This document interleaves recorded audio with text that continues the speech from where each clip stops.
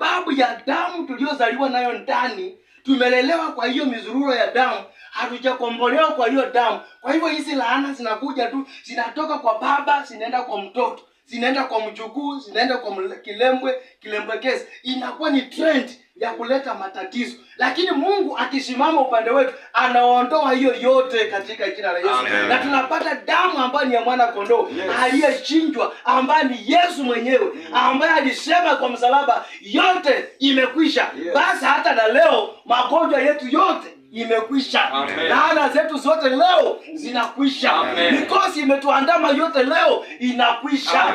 Utawala wa giza wote juu yetu yote inakwisha katika jina la Yesu. Maombolezo 5:7. Sijui kwa lugha yenu maombolezo ndio kitabu gani?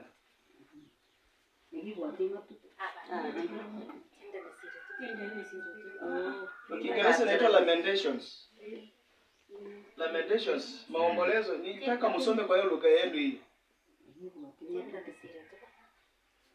Sijui na kwani inaitwaje? Iliandikwa na Solomon. Lamentation ni ya Isaya. Ukitoka Isaya unaenda Iliandikwa na Solomon. Tenda na siri.